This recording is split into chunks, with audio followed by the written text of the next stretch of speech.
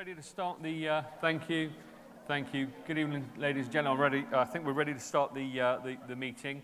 So welcome to Co-operatives UK's annual general meeting, which sees people gathered here in Manchester and online for Co-operative Congress.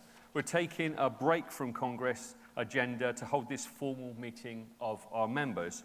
I'll start with introductions. I'm Don Morris, Co-operative UK's chair, and joining me on the platform is our CEO, Rose Marley, and Claire Dalton, the Society's Secretary. We'll hear shortly from Rose, Vika Rogers, Head of Cooperative Development, Ruth Buchanan, Head of Finance, along with Directors Eddie Thorn, Cheryl Barrott, who will be proposing resolutions on behalf of the board. I need to let you know that the meeting is being recorded to help in producing the minutes. I can confirm that we are quorate and able to begin the formal business of the meeting. But before we do that, Claire will explain our approach to ensuring both members, both here and in the room and online, can participate in the meeting. Thanks, Don. So for those of you participating online, you should be able to see a split screen of the slide and the person speaking. You might need to be using speaker view for that to work. Some devices might experience a short delay when we switch between our cameras, but don't worry if that's the case. Things should catch up pretty quickly and you won't miss anything. You can use the webinar chat function to contact the panellists and staff here in the room, but please note that the chat doesn't enable you to interact with other online attendees. There will be opportunities for questions, and when we come to the Q&A, please raise your hand in the room and wait for someone to bring a microphone to you. If you're online, you can use the Q&A button, just type in your question, we'll read it aloud to be answered by the relevant person. And when a director proposes a resolution, we'll need a seconder. If you wish to second the resolution, please raise your virtual or actual hand, and I'll ask you to confirm which co-op you're from. When we vote on the resolutions, these will be decided on a one-member, one-vote basis. We're not anticipating any ballot votes for this meeting. However, if a resolution divides opinion or a member requests it, we can move to a weighted ballot. So we'll ask people in the room to hold up the voting cards, not their hands, to indicate whether they agree with the resolution. If you're online, a poll will appear on the screen and you'll need to click on for, against or abstain and then submit. And you have 45 seconds to cast your vote. If you don't vote in that time, it will be classed as an abstention. Once the 45 seconds is over, the online poll will close and I will confirm whether or not the resolution was carried. Thanks, Don. Okay. So thanks, Claire. I will be taking the notice of the meeting as read. Everyone should have access to the AGM notice and the pack of papers for the meeting from the links that were emailed to your chosen email address. If you need to access them, they're now they're on uk.coop/AGM. As Clara said, we'll be using a simple majority on a show of cards for the resolution unless otherwise requested. The first item of business is the approval of the minutes of the AGM held on the 17th of June 2022. I will be proposing this. Can I ask for a seconder?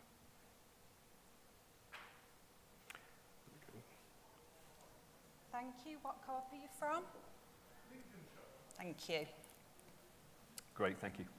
For those of you online, the poll will appear on your screen now. You have 45 seconds to cast your vote. For those in the room, we'll begin with the show of cards. All those in favour of the motion? Show your cards, thank you. Thank you. Any members against? No? Okay, thank you. And any abstentions?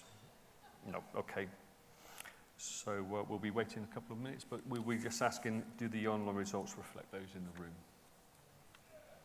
Just take a few seconds. So it's amazing how long 45 seconds is in a meeting, so we'll...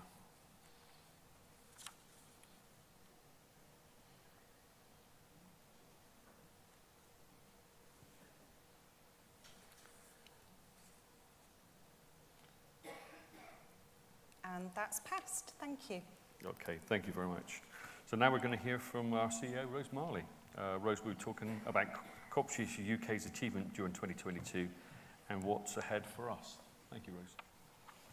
Thank you very much, Chair. So in 2022, at this AGM, I presented a bold new strategy to you all. Bold because we need to be bold, because at best this movement is stagnating in numbers, while we see the rise of other forms of social businesses growing. So we had a very clear strategic aim to build a strong, sustainable and diverse UK cooperative movement that positions cooperatives as a better way to do business and transform people's lives. And the second objective was to promote and embed the values and principles of cooperation across UK enterprise and communities, simply because this altogether different way of doing business produces wealth and a fair society for us all. We've set really challenging KPIs. We've worked hard with the board to really be able to understand what the impact this organisation is making.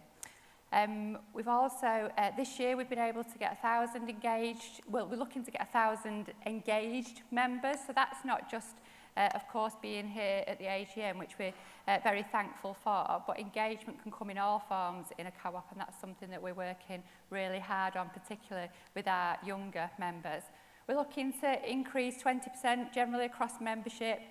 Last year, we've had record use of our advice services, with 378 cooperatives receiving our advice in things like HR. Sadly, the cost of living challenges are also reflecting the amount of co-ops that do need to get our advice at this stage. And we've got a 45% stretch target, again, at our advice services. We registered new co-ops last year. That was up by 10%, and we were able to produce 1.2 million worth of funding into the cooperative economy, which goes into, for example, the ownership hub, the business support programme supported by the Cooperative Bank, and the community shares access fund. We ourselves, Co-operatives UK, therefore have invested 0.5 million in community organisations as well. Now, last year, at Congress, no, it's gone. We did have, last year at Congress, we had Lord Victor Adebowale made a real challenge to the movement. He said that we were all too white and too old. And he upset us so much that we invited him back here this year, for those of you that have been at Congress today. And Congress is about challenging that status quo. And so our cooperatives, we do need to disrupt like the original Rochdale pioneers. And that's a certain irony in that our values and principles resonate with a diverse audience. But for some reason, those messages are not cutting through. So we acted. In July 22, we held our inaugural National Youth Summit. We brought together leaders, change makers and creators to empower younger generations through the principles of cooperation and radical solutions. The Youth Summit followed our report, offering hope to future generations, which focused on young people whose lives have been transformed by cooperatives and cooperation. From mental health to good jobs to social and environmental concerns, our members like Cocoon, Chapel Street Studios, Village Greens and Projects Manchester's offered hope and solutions, and we amplified those stories through the media like BBC 5 Live. We do need to tell these stories more often and shout about it louder, and this is just the start of the journey as we engage the next journey of cooperators and build a more diverse movement. But at Co-operatives UK, we have to change. We didn't have a single colleague under the age of 25 at this point last year. Now we've got 2, and we've our own people plan focused on colleagues being aligned to and engaged in delivery of our strategy for our members. We are taking steps to ensure that we are more diverse in all meanings of the word diversity, because it sparks innovation, it enhances creativity, it leads to better decision making and problem solving, and improves performance. So in 2022, we also signed up to the Diversity Forum Manifesto for Investment. Because if we don't walk the walk, how can we expect our members to start their journey? So here at Co-operatives UK, as outlined in our strategy, we aim to be that beacon for our members when it comes to everything from our values and principles to diversity to member engagement. And we're really keen, all those KPIs are in our annual report, and our board do hold us strongly to account, and rightly so. We've also built in their successes. At the end of 2022, millions of pounds of new public funds are being allocated to local cooperative development, deepening partnerships at a local government level, including city regions such as the Greater London Authority and combined authorities like West Yorkshire have proved absolutely invaluable. We also celebrated landmark reform to give cooperative societies the option of legally guaranteeing that some or all of their assets are held in common. Consumer co-ops, working co-ops and housing co-ops will all benefit. And in Scotland, the devolved government committed to a review of how to grow the cooperative sector in its national strategy for economic transformation, and that's a big deal. We must continue to expand our influence in 2023 and beyond, and it's why we engage with all political parties, as you've seen today here at Co-op Congress. So we have had success in areas, but I started the presentation by talking about a stagnating co-op economy and a cooperative movement that isn't moving. So therefore, we cannot keep doing everything in the same way, and we're looking at altogether different ways of creating momentum around cooperatives and cooperation. So I'll end this presentation with a challenge to you all, our members. Co-op Fortnight begins on Monday, and we've another altogether different campaign to celebrate cooperatives and increased awareness. We've launched a crowd-funded advertising campaign in collaboration with Reach PLC that will run through the fortnight, and it's a different campaign, but we're determined to be bold and try new things and break out of the cycle of just talking to ourselves. So I'd like to challenge you to get involved as well, whether that's through the crowdfunder or by accessing our social media resources or by telling your inspiring stories of how cooperatives are making a difference to people's lives, to communities and the wider economy by offering an altogether different way of doing business. So have a look at Co-op Fortnight and please get involved.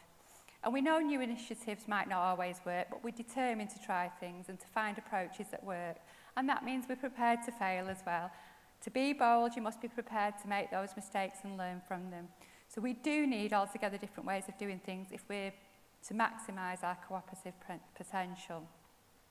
There was much talk around during the pandemic about things changing, about there being no better time for cooperatives, but things won't change by themselves.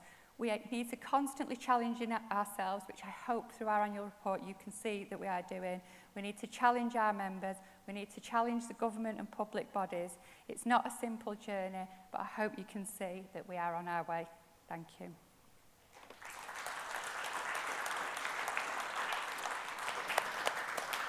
So thank you, Rose. Any questions for Rose? We'll be checking online as well. So any questions in the room? I fear people might be fed up of hearing my voice today, Don. Never, Rose, never. No? Okay. Well, I'm going to take that as, and now, okay, thank you. And now we've got up Vika Rogers, Head of Cooperative Development, who will be telling us about this work and our partnership with the Cooperative Bank. So over to you, Vika. Thank you. Hi, everyone. So, yes, I'll be telling you more about the program that I lead on, which is funded by the Cooperative Bank. Some of you might remember the Hive, and what we did in the last year was do an evaluation, a thorough evaluation of the Hive program, and this is the result of that evaluation. So I'll start with this slide because, as you can see, there's been a rebranding. So we did some work with the bank to really understand better what this partnership was about. And it can be really summarized in three main points. The first is that we both want to make a big impact in supporting the cooperative movement. We want it to be sustainable in the long term and our organizations within it. And we also want to be sure that we're providing the appropriate services for the cooperative movement. And so the first thing we did was to really try to understand what are the needs of the co-ops and what are the needs and how can we communicate better what this program is about. And so as you can see, we're talking about, rather than a program, we're talking about how the Co-operative Bank and Co-operatives UK can provide a service for people wanting to set up a co-op or needing support for their existing co-op. And so the branding actually just says exactly what it's about, business support for co-ops. The other thing we looked at is really trying to communicate cooperative values to a broader audience than just the cooperative movement. And so the choices of the words have been thought out very carefully, so it's supporting fair and ethical businesses together. How do we translate the concept of co-ops without just talking about principles and values, but at the same time using words like fair that reflect what we mean by the principles, and ethical that people can identify within the cooperative movement as our values. So I hope this clarifies sort of the new branding. I'll now talk a bit more about what the program actually delivers. So there are 4 strands of work.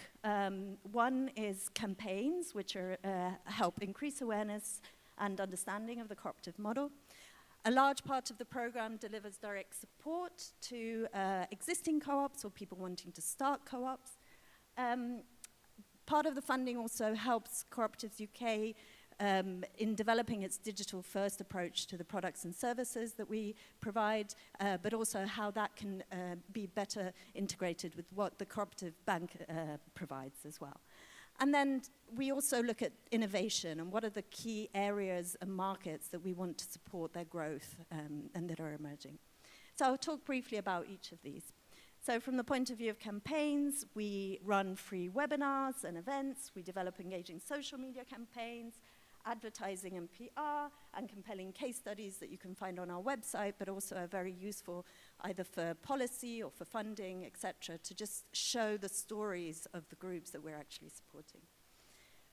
We, as I was saying, we provide business support to the majority are startups or cooperatives that are, or organizations that want to convert to a co-op, but also for existing co-ops that might be going through a difficult moment or want to grow.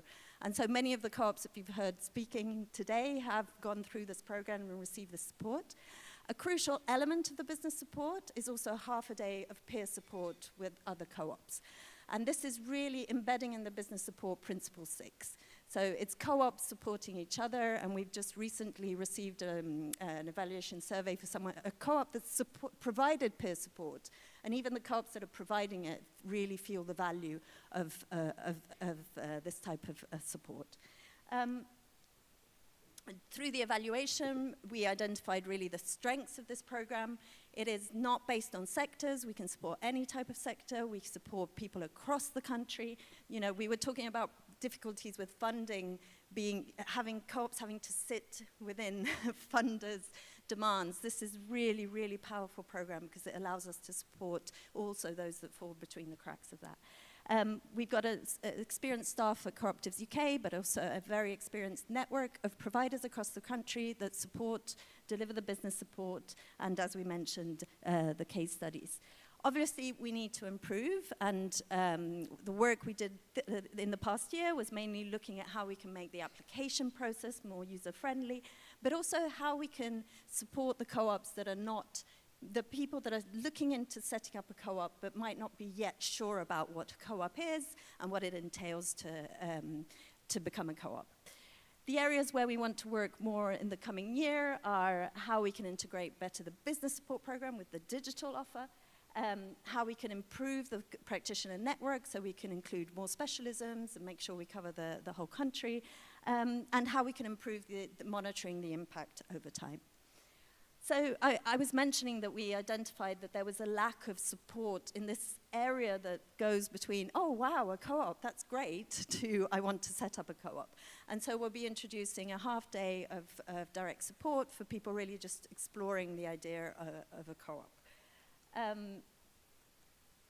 This is to mention the digital approach that we have also, so that some of you will be aware on our website we have a step-by-step tool, again subsidized by the bank, that helps people set up their co-op and incorporate. And we'll be looking at how to improve this in the coming years as well. And then the emerging areas. So one of the emerging markets that we definitely have focused on is tech and digital. It's part of our strategy. And so the 3 strands of work that we're looking into are how is tech radically transforming business models. And some of you may be aware that we've been looking at platform co-ops and understanding how we can support better the platform co-op sector. Another strand is how can we actually use digital and tech to strengthen the cooperative movement and build infrastructure for the cooperative movement. And then what is the role of the cooperative movement in ethical tech and defining the values that need to be embedded in ethical tech. So this is a broad overview of all the things that we're doing thanks to the support of the Cooperative Bank. And this is just the team that's behind this. Obviously, we've got a very solid team, and it's also thanks to a lot of staff, other staff at Co-operatives UK, digital team, comms team. At that table, we've got Petra and Terry, who is part of the team, so if you have any questions, do go and ask them as well. Okay, thank you very much, Vika. So, do we have any questions? I think we do, at the back of the room. I think the microphone's on its way. Hi, thank you, Vika. Yeah, that missing bit was the difference between equal care being a thing and not being a thing. Because Mark Simmons had been funded to do some mentoring, and it was basically just, I mean, I wasn't a co-op, and I was too scared to ask anyone to join the co-op that wasn't a co-op. And so having him at exactly that point where there's that grey area in the diagram, to be like, so who are you going to ask? Was on a kind of regular basis, and not loads and loads of sessions, but it was completely like pivotal for what then emerged. So that bit is so fragile and so beautiful and so difficult, and yeah, focus on that. And then I mean, I know you are.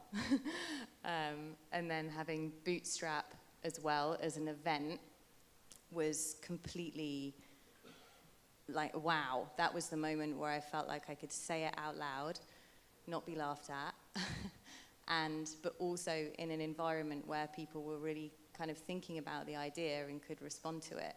So having something like Bootstrap around that time for really early stage co-ops, even if it's just one human in the room going, hey, I've got an idea, would be, yeah, that's why I'm still here.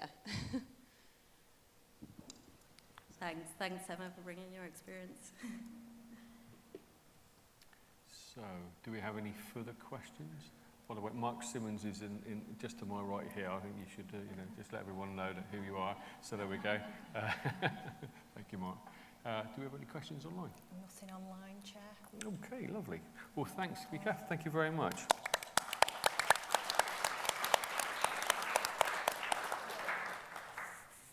Okay, so we'll move on to the next item of business, which relates to our annual report and financial statements. We're going to hear from Ruth Buchanan, our head of finance, and then our audit partner at Crowe UK LLP, which is Vicky Sulis. We'll hear from them both, and then we'll take questions. So, over to you, Ruth, who's going to talk us through the 2022 financial results.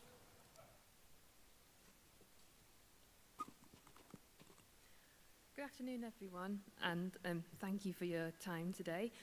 This is my first AGM as Head of Finance for Co-operative UK, and I'm pleased to present the 2022 financial statements. I'll call out a handful of highlights in the accounts in the time that I have today. As you know from our annual report and the presentations today, 2022 was the first year of Co-op UK operating under its 3-year strategy. And as such was a year where we set the foundations for building a modern-day organisation.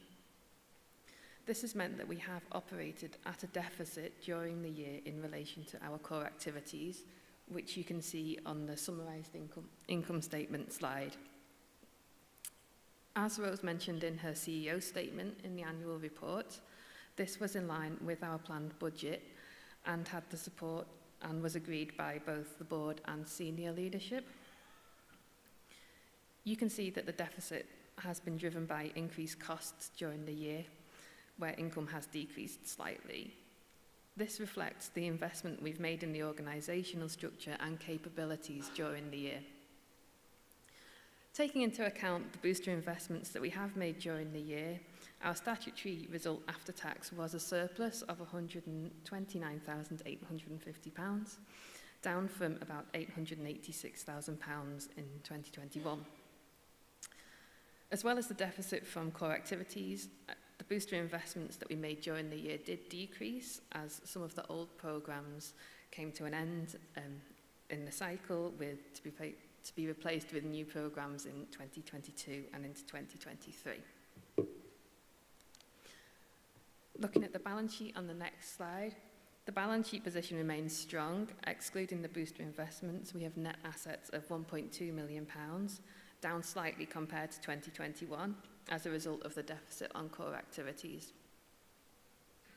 The cash and cash equivalents position of £1.97 million at the 31st of December was considered as part of the going concern assessment that we carried out as part of the financial statements process.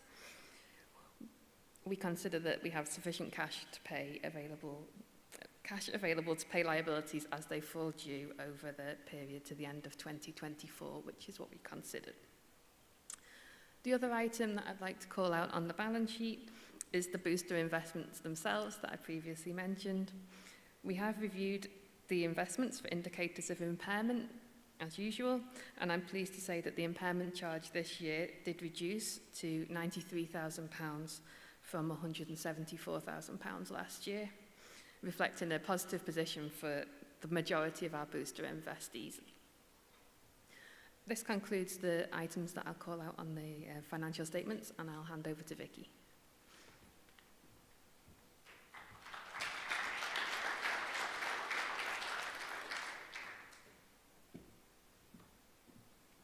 Thank you.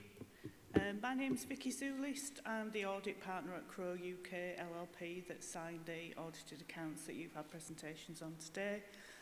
We did issue a qualified audit opinion on those accounts dating back to December 2020 when there were issues around calculating an impairment figure effectively on those investments.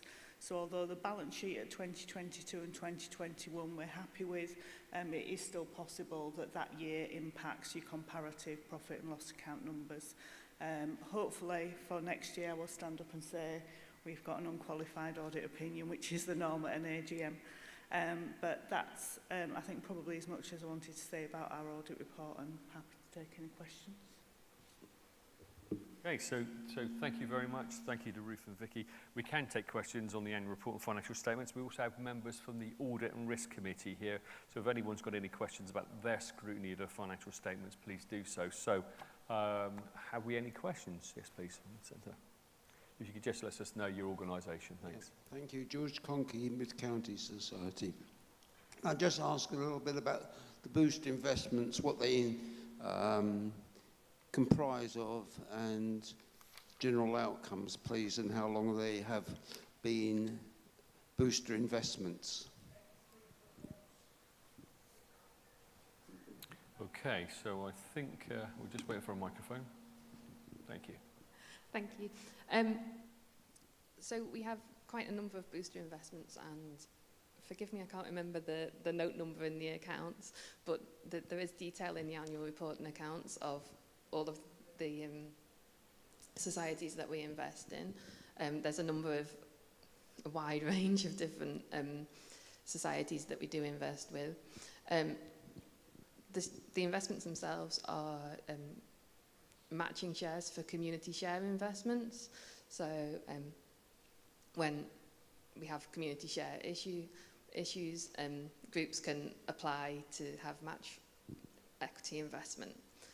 So those sit on our balance sheet as part of Co-operative UK, who issues those investments.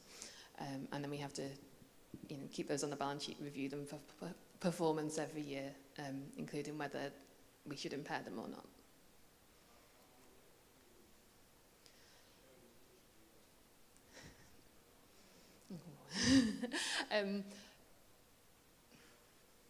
I'm not sure I know the answer to that one. Anyone on the stage? About 6 years. Is it 5 years, 10 years, 20 years, 30 years? About back to 2017, we've had them on the balance sheet, and we're continuing to make more investments as we go along.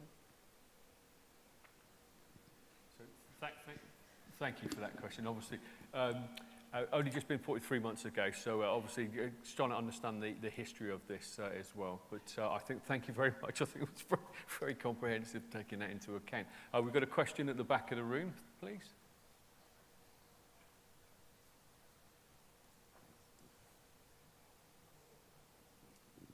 Hi, Kath Muller from Radical Roots. I just wanted to say, as an outgoing board member, I've been watching the sort of weird saga of this impairment thing over the booster programme, and I have continuously felt that we're not making a huge fuss about how proud we are to have taken this risk, which isn't even really a risk because it's not our money, and that this impairment is just a kind of weird accounting thing, but to showing that we're putting a load of faith and encouragement and resource into what are inherently risky businesses, and if we don't, then what's even the point? We're not taking any risks on changing anything, so I think we should be really proud to have this impairment.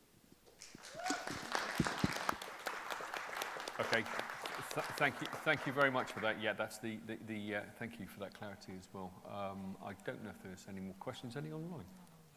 None online. So thank you so much for the presenters of that. Okay, so we're okay. So I'll move on to the members receive the. I've lost my space there, so I apologise. I was getting carried away with the answers then. So I'll move on to the members receive the annual report and financial statements together with the report of auditors for the year ended the 31st of December 2022. Can I get a seconder, please? Thank you very much. Okay, so we'll now move to the vote. So for those online, the poll will appear on your screens now. And again, you have 45 seconds to cast your votes. For those in the room, we'll take a vote card. So those in favour, 4. Show your cards. Thank you very much. Any members against? And any abstentions? Thank you. So we'll just wait now for the results to come in online. If I could sing, I would sing to you, but you probably don't want to hear me sing. But, we'll just wait for a few seconds. I believe you can dance, though, John. Yes. Well, dancing is legendary in my own mind. But there we go.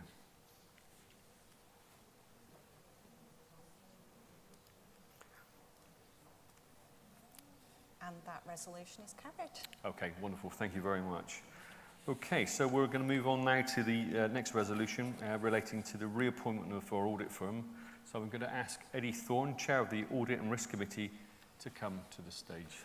Thank you, Eddie.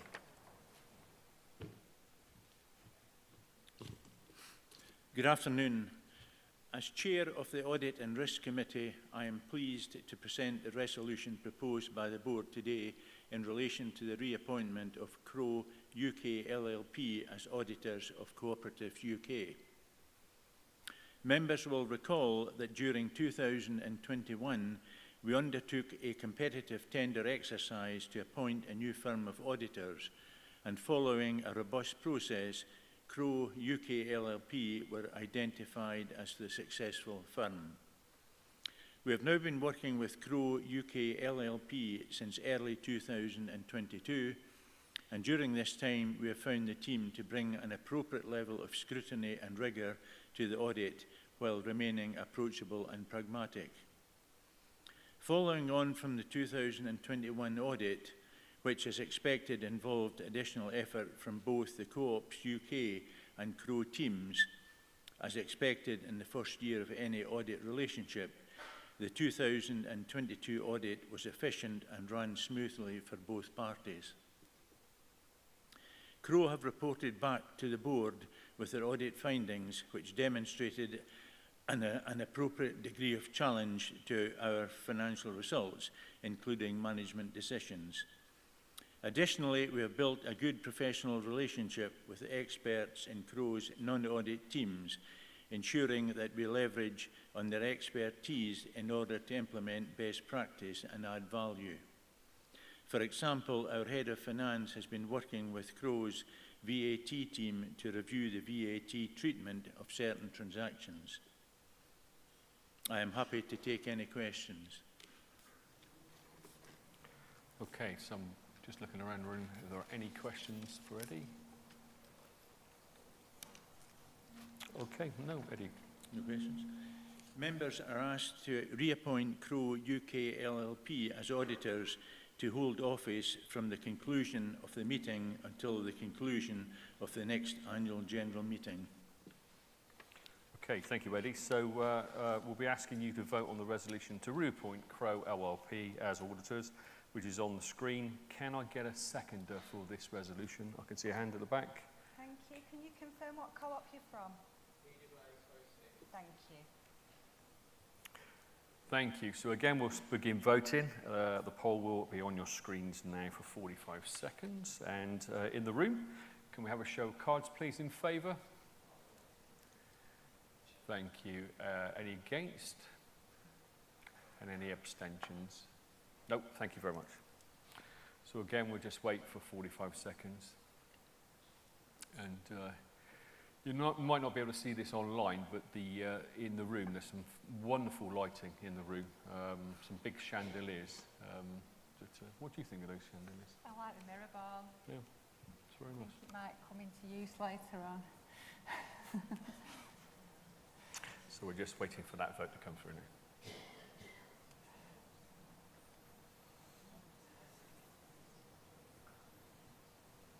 And that resolution is passed. Okay, that's wonderful. Thank you very much.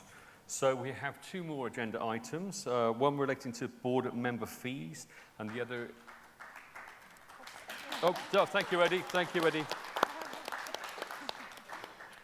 Thank you. So we have two more agenda items, one relating to board member fees and the other is our remuneration report. The remuneration report is for an advisory vote of members. This is explained in the notice for the meeting, and I'll hand over to Cheryl Barrott, who is our Vice Chair of the Board and a member of the Remuneration Appointments and Succession Committee to make the proposals. So over to you, Cheryl. Good afternoon. I'm speaking on behalf of our Remuneration and Appointments and Succession Committee, known as REMCO. Our REMCO Chair, Tanya Noon, couldn't be here with us, but sends her apologies and her very best wishes. I'm here to present two resolutions on the topic of remuneration. The first is the director fees increase, in line with our policy that members should approve any proposed increase to director fees. We're proposing a 2% increase for the next governance year. I'll speak more on this shortly. We also present the remuneration report, which is set out in the annual report for an advisory vote for members. An advisory vote means that if members don't approve the remuneration report today, a detailed account of relevant policies and processes will be brought for approval at the next AGM. A full report of the work and activities of REMCO can be found in the annual report, along with our other board subcommittee reports. The report sets out to demonstrate that Co-operative UK's approach to the remuneration and other contractual terms for colleagues and directors is equitable, transparent, and aligns with the cooperative values and principles. We continue to disclose the total remuneration of all senior colleagues in the annual report.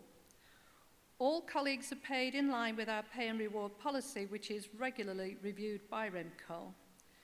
We operate a pay and grading structure that is in line with market practice and standards, benchmark our pay and rewards against other employers, and conduct annual pay reviews for colleagues through dialogue with our recognised trade union, SATA.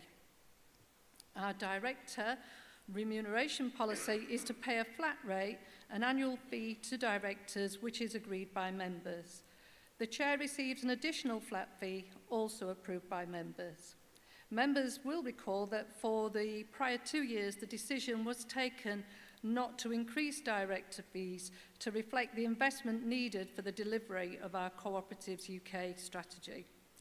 And in recognition of the challenging trading environment of our members, we're continuing to face as a result of the COVID-19 pandemic. When considering whether to propose an increase in director fees for the coming governance year, Remco had to consider and balance a number of factors.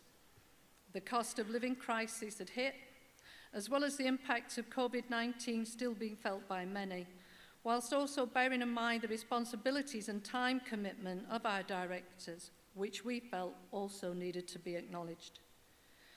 Remco took the decision to consider various percentage increases rather than an increase in line with RPI due to the volatility around this figure at the time of consideration. A recommendation of 2% was given by Remco and subsequently agreed by the board and is now brought to our members for approval at this meeting.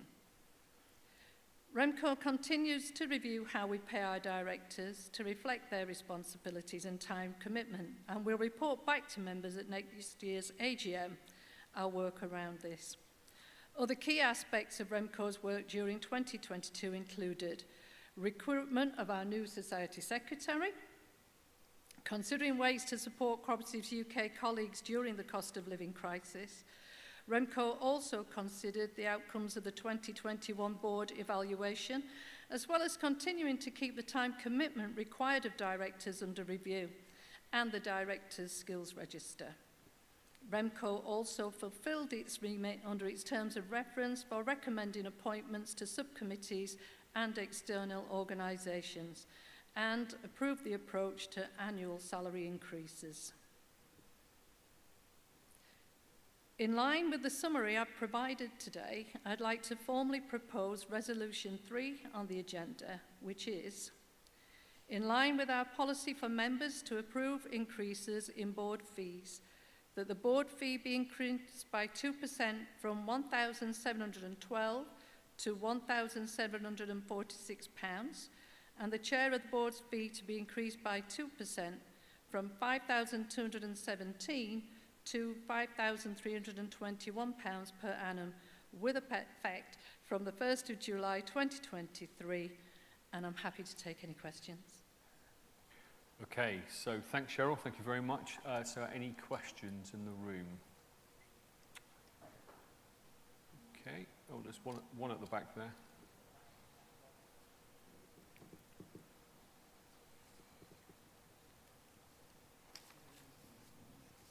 Good evening, good afternoon, everybody. Nick Matthews, Art of England Co-operative Society. 2%. Have you seen inflation? That's a bit. How are you going to manage with that extra £32 a year? It's going to be a real struggle. I think that's ridiculous. Without being rude, I think that's not enough. Thank you for that. But as I've explained, we feel it's what we can afford and where we'd like to invest the money that we have. Thanks, Cheryl. We are aware of this as a percentage, but partly because of the volatility of the RPI and inflation at the time when the fees were under review, we opted to go with a percentage increase instead of the of other considerations. We looked at 2, 3, 5, and as per the reasons that we outlined, what Cheryl's outlined, it was proposed 2% by Remco, and that was agreed by the board. But as I said, it's under review, will remain under review, as Cheryl's mentioned. So hopefully that satisfies that question. So do we have any further questions in the room? Yes, we do. So I'll just get a microphone to you. Hi, Alex, Edinburgh Student Housing Cooperative. I wanted to ask if this increase wasn't approved because of its limited nature, what are the next steps from here? Would it just be no increase, or would it then be immediately reviewed again? Yes, so I think I'm going to turn to Claire, but my understanding would be there would be no increase. I'll defer to you. Yeah, our policy is that the members will approve the pay, so if it's not approved, then there would be no increase. Okay, so this is so there would be no, which there we go. So I'd really like you to approve this if this is okay. But as I said, for the reasons we've outlined, and Cheryl's outlined it quite comprehensively, it's 2%. We feel that's right, and we're looking for you to support that.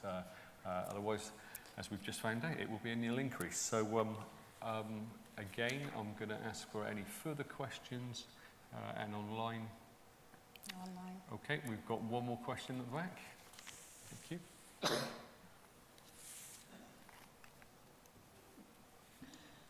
also think that 2% following 2 years of no increase in a row is a little bit, you know, you're doing a good job, guys. So next year, when this is proposed again, will members be given a range of options of percentages that we can then vote for in order for you to then see what the members feel in terms of the directors' commitments and contributions? That sounds like an excellent idea. So I'm going to recommend that Co-ops UK look at that for next year. Okay. So yes. Thank you for that. Yeah. Thank you for that. And it's nice to be valued not just in pounds, shillings and pence, but valued for the work that we do from our members. So thank you very much. Okay. Thank you, Cheryl. Thank you for that. We're going to move to the vote now. So thank you. So we're asking you to vote on the resolution relating. So I think. Oh, sorry. Do we have any? Okay. Thank you. So we're asking you to vote on the resolution relating to the board member fees. Can I get a seconder for this resolution, please? So I just need a hand, please. Thanks, Thank you. Kath. Radical Roots, thank you. Great, thank you. So thank you. The resolution is on the screen, so we'll begin voting now. The same format. Online, you have 45 seconds to place your vote. For those in the room, we're going to start voting now. So those in favour, please show your cards. Thank you very much. Anyone against the resolution, please show. So thank you. Thank you. So we've got one against. Thank you. And any abstentions? Okay, thank you. So again, we'll just wait for the result to come in.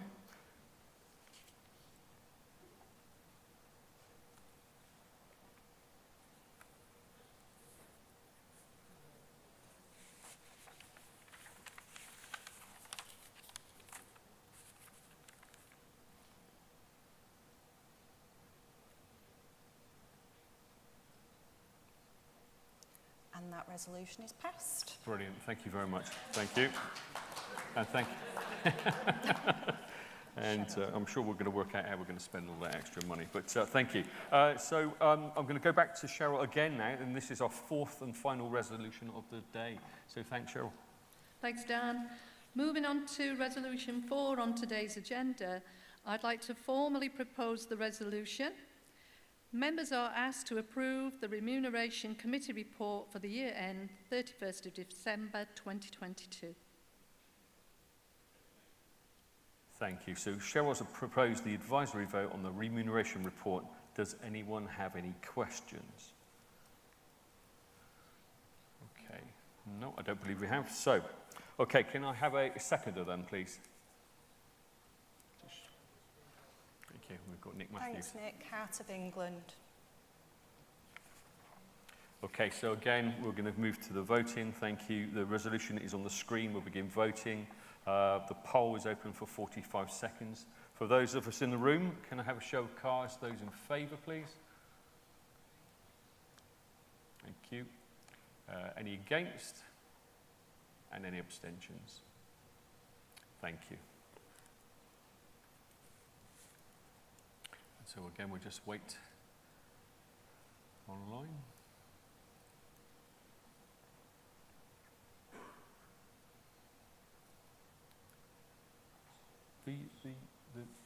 The glitter ball is quite something. It really is. Is it tempting you, Don? I think a bit of music. You know, you never know.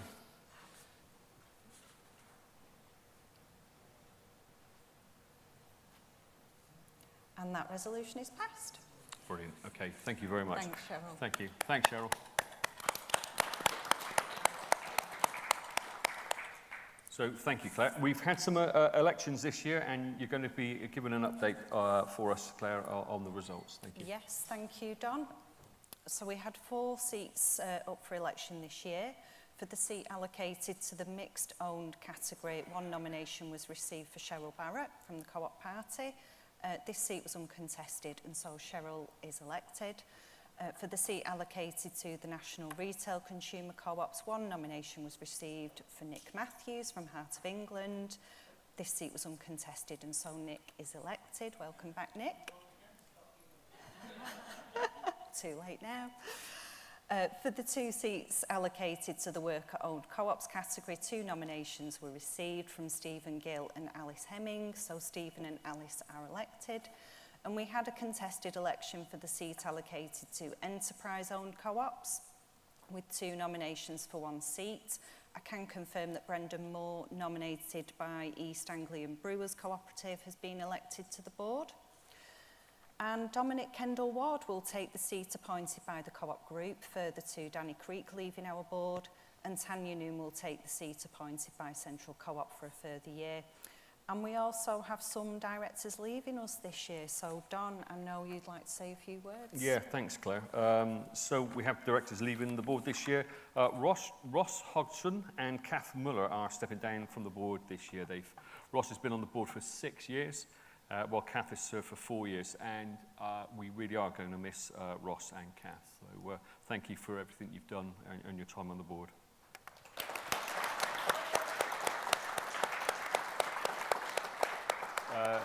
Eileen Driver, who's also served on the board for some years, also leaves us this time, and we are very sorry to lose you, Eileen, as well.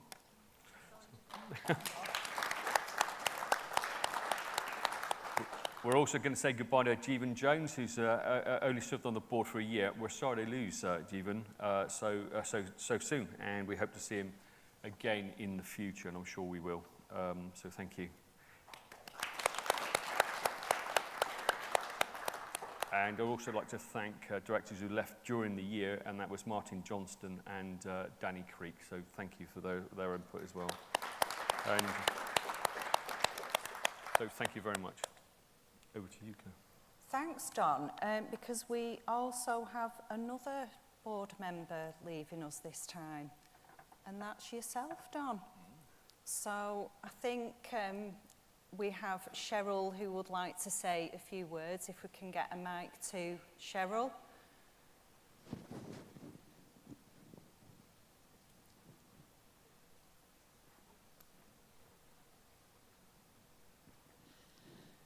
Don's been with us for 9 years, and I'm sure he thinks it's 9 very long years with very long emails, very long discussions, and he's been fantastic. And he was really key in the changes that you've hopefully noticed in the way that Co-ops UK as a board operate, how the members going forward.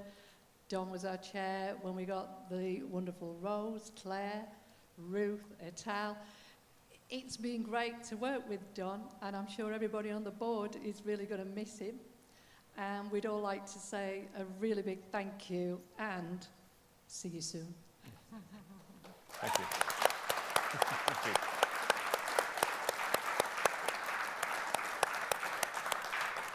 So, thank you very much.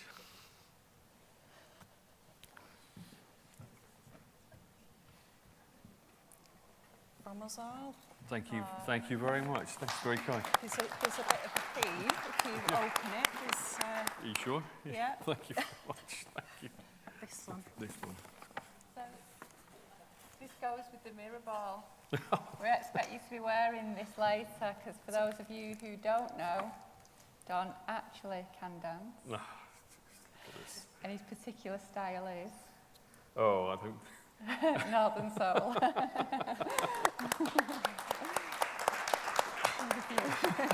Thank you very much. Thank you very much. Well, I've got a lot of work to do before I'm going to be wearing that with any sort of, give it any sort of justice to the wonderful Northern Soul music. So thank you very much. Thanks everyone. It's been an absolute blast, and I do hope everyone well in terms of the society. The staff are amazing, and the board of directors are amazing. So and thank you to all the members for all your support over the time. So thank you.